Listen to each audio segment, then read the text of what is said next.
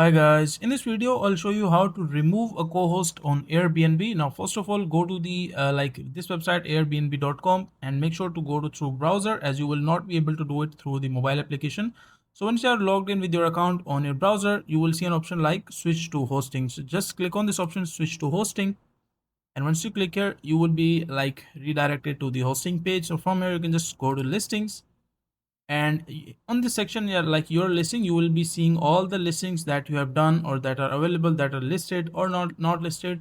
So you will see all those listings. So just open the listing from where you want to remove the co-host. Now let's say this is my list that I have done, and just scroll down into this section. And once you scroll down, so about the host, and here's an option called co-hosts in white sand. So just open the co-host, and as you can see, like this is the primary host vessel, which is like my account, and here is the second person that I have sent invite to be a co-host of my this listing. So you can just click on this person, and once you click here you will see an option like cancel, like I'm seeing an option called cancel invite, but you will see an option like remove as a co-host or change the permissions. As you can see, like this is the permission section.